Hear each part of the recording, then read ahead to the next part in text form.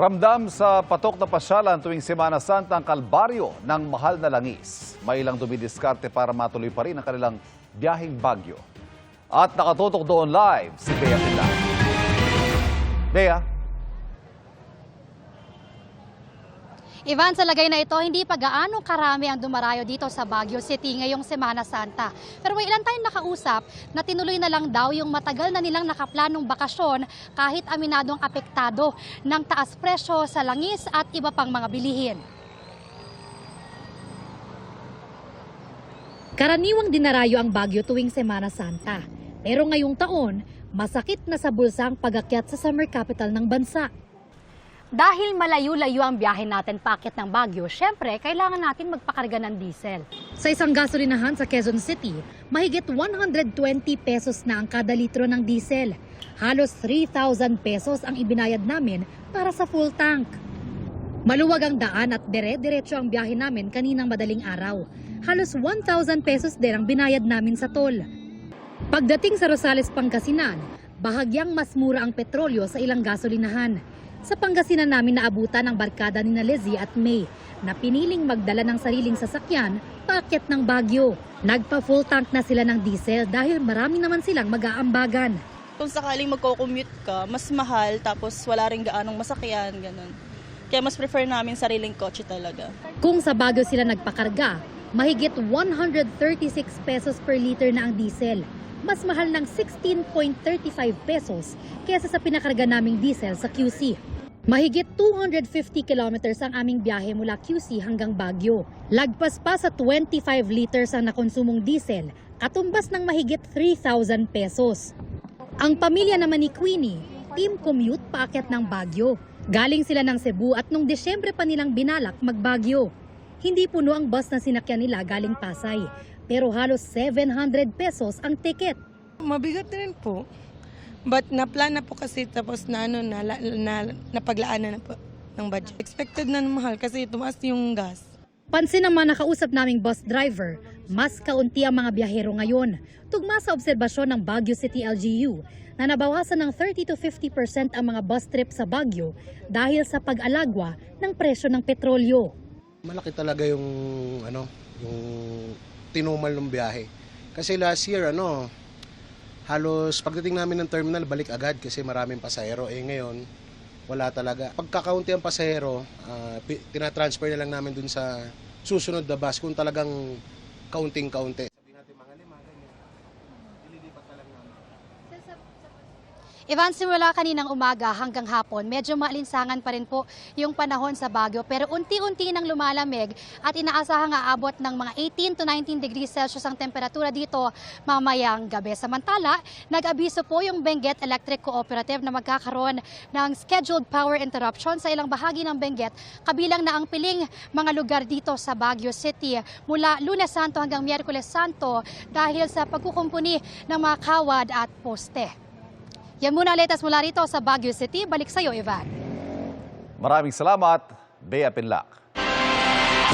Isuko ang mga paghihirap sa Diyos. Yan po ang mensahe ni Manila Archbishop Jose Cardinal Advincula sa mga Katoliko ngayong Palm Sunday o Linggo ng Palaspas, ang simula ng Semana Santa. Sa kanyang homily sa Manila Cathedral, hinikayat ng Arsobispo ang mga mananampalataya na sundan ang ipinakitang pagsuko ni Jesucristo ng kanyang buhay sa Diyos.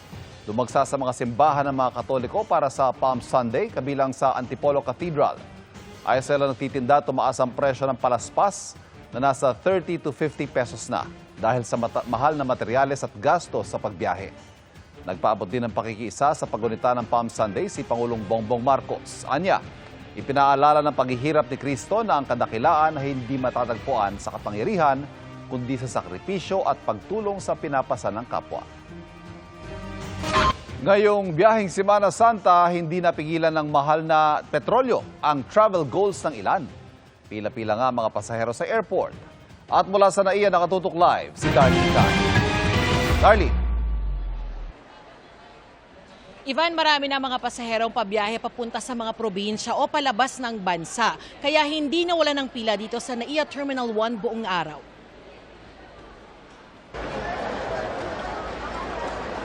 Umapaw ang mga pasahero sa departure lobby ng NAIA Terminal 1 kaninang umaga. Sa dami ng tao, lumiko-liko na ang mga pila sa check-in counters. Mahaba rin ang pila ng mga pasaherong papunta sa immigration counters. Inasahan na raw yan ang mga pasahero ngayong unang araw ng Semana Santa. Kaya kahit alas 6 pa ng gabi ang flight ni na Jmar pa Cagayan de Oro, bago pa magtanghali, nandito na sila sa airport. Pagbaba pa lang po talaga, sobrang dami po talaga. Tsaka even po sa bago pa lang po makarating talaga dito, sobrang traffic. Ngayon po, lalong-lalo na mag-Holy Week po talaga, in-expect ko rin po talaga na tawag po dito, magkakaroon po talaga ng traffic, tsaka sobrang dami po talaga ng tao. Walang humpay ang pagdating ng mga pasahero sa buong maghapon. Karamihan sa nakausap namin, ilang buwan ang nakaplano ang pagbiyahe o pagbabakasyon gaya ng mag-asawang sina Aiza at Erickson na papuntang Davao. Sobrang struggle, sobrang ano din siya, sobrang ang laki ng kailangang budget. Sa normal, nakakabook kami, dalawa na is around 3.5. Pero ngayon, yung nabook namin is 7.6. So kalahati, so doble talaga yung naging increase. Pikit mata na lang din si Cathy sa sobrang mahal ng inabot ng kanilang pamasahe pa Thailand kung saan sila magbabakasyon ngayong Holy Week. Tig 35,000 piso raw kada tao ang binayaran nila para sa round-trip tickets pa Thailand. Walang magawa. No choice. Kaya lang kasi para maging masaya yung family. Epektibo na sa Miyerkules o April 1 ang pagtataas ng fuel surcharge para sa domestic at international flights dahil pa rin sa pagtaas ng presyo ng produktong petrolyo. Sa loob ng 15 araw, itataas sa level 8 ang passenger fuel surcharge mula sa dating level 4. Kaya staycation na lang daw muna sina Aiza. Bukod sa mahal na petrolyo, maraming bilihin na rin daw ang nagtaas ng presyo. Dati, pwede kang pumunta sa ibang lugar, pero ngayon, dito lang. Team bahay na lang din daw sina Aiza pagdating sa Davao. Dati is more on bakasyon sa Samal, sa mga titos, titas. So as of now, within the area muna, more stay sa bahay. Tingin ng CAAP o Civil Aviation Authority of the Philippines, hindi agaran ang magiging epekto ng taas presyo ng langis sa mga babiyahe sa mga paliparan ngayong Semana Santa. Sa tingin ko po, this week, medyo wala pa tayong makikitang pagbabago kahit tumaas na yung or tataas na yung presyo ng mga fuel dahil starting April 1 may fuel surcharge, so tumaas talaga. Opo. Dahil na rin dito sa sitwasyon sa Middle East. So wala ako nakikita so far sa ngayon na hihina yung pagpunta ng mga pasahero dahil nabili na ho kasi mga ticket niyan in advance eh. Pero mula Abril ay posibleng bumaba raw ang bilang ng mga babiyahe palabas ng bansa. Sinisiguro naman ng CAAP na may sapat na langis para sa operasyon ng mga paliparan. Samantala, epektibo sa Miyerkules ang tapya sa aeronautical fees na binabayaran ng mga airline at service charges na binabayaran ng mga pasahero alinsunod sa utos ng CAAP at DOTR para raw ito magbigay ginhawa sa mga airline at pasahero sa gitna ng tumataas na presyo ng petrolyo. Ivan, ayon sa new NAIA Infracorp o NNIC, yung operator ng NAIA, maaari raw umabot sa mahigit 1.35 million passengers yung babiyahe rito sa buong Holy Week. Kaya mahigpit ang seguridad dito. Yan ang latest mula rito sa NAIA Terminal 1. Balik sa iyo, Ivan. Maraming salamat, Darlene Kai. Mahigpit na seguridad, mahal na pamasahe at mas kaunting biyahe ang ilan sa mga sumalubong sa mga pasahero sa Batangas Port sa biyaheng Semana Santa. At nakatutok doon live si Pam Alete. Pam! Ivan, patuloy ang pagdating ng mga pasahero dito sa Batangas Port ngayong araw ng mga palaspas simula ng Holy Week. Kaninang umaga, mahaba ang pila sa ticketing booth sa passenger terminal ng Pier sa Batangas Port. Ang ilang bibili ng ticket pa Abra de Ilog sa Occidental Mindoro, may 2 oras na nakapila pero di pa rin nakakakuha ng ticket. Nagtaas pasahe na sa ilang biyahe ng barko dahil sa oil price hike. May shipping line ding nagbawas na muna ng isa mula sa dating 3 biyahe pa Puerto Galera bilang pagtitipid. Pero marami pa rin humahabol na makatawid ng dagat, partikular sa mga biyaheng pa Oriental at Occidental Mindoro, Romblon at Katiklan sa Aklan. Si Pepito Pulita dito na nagpalipas ng gabi para mag-abang sa ticketing booth dahil fully booked na kahapon ang mga biyaheng Romblon.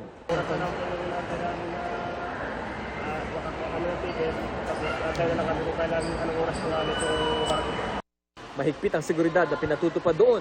Nitong Huwebes na kumpiska ng mga otoridad ang isang sachet ng hinihinalang illegal na droga kasama ang isang glass tube kung saan itinago ang pakete.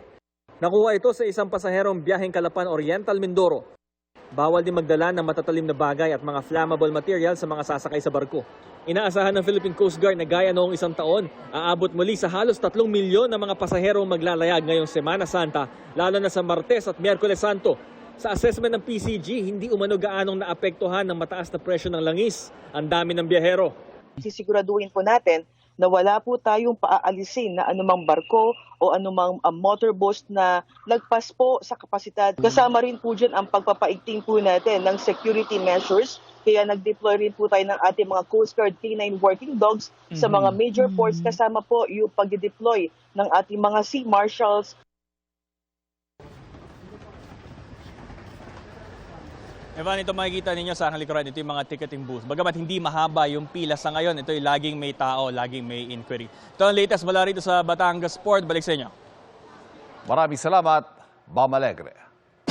Sa Parañaque Integrated Terminal Exchange, nagulat ang ilang pasahero dahil tumaas ang pamasahe nila kahit mas maaga na sila nag-book at hindi sapat o hindi dapat saklaw ng aprobadong taas pasahe nito lang March 14. Nakatutok doon live si Bon Aquino. Bon. Ivan, tuloy-tuloy ang pagdagsa ng mga babiyahe sa kanilang mga probinsya ngayong Semana Santa dito sa PITX. Ang ilan sa kanila dumadaing sa itinaas ng kanilang pamasahe.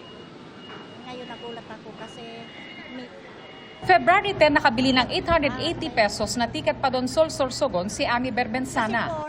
Pero siningil pa siya ng dagdag na 220 pesos. ngayon nagulat ako kasi medyo tumaas. Biyaheng Donsol din si Minerva Napi. March 1 siya nagpa-reserve ng ticket pero mula 1,250 pesos, 1,350 na ang binayaran niya. Test na lang, ganun lang. Ayon sa ticket seller ng bus line, nagtaas sila ng pamasahe dahil sa pagtaas ng presyo ng gasolina. May 100 pesos din daw na caller fee at iba pang additional na base rin anya sa taripa. Nung una po kasi, nung di pa po nagtaas yung crudo, mura pa lang po talagang pamasahe namin. Kaso bigla po nag-hike po ng sobrang taas po, hindi na po kinaya ng bus. Kaya sobrang taas din po ng tinaas namin. March 14, ipinatupad ng LTFRB ang provisional fare hike sa mga provincial bus. Kasunod niyan, pinapreno ni Pangulong Bongbong Marcos ang pagpapatupad ng fare hike sa mga public utility vehicles. Kaya sabi ng LTFRB maging ang pamunuan ng PITX, wala dapat ipinatupad na taas singil sa mga provincial bus. Ayon sa PITX, nananatiling mataas ang bilang ng pasahero sa PITX dahil tingin nila lumipat sa public transportation ng mga tao. Dumami rin nila mga private vehicle na nakapark sa PITX. Mahaba na rin ang pila ng mga bus sa isang terminal ng bus sa Cubao sa Quezon City.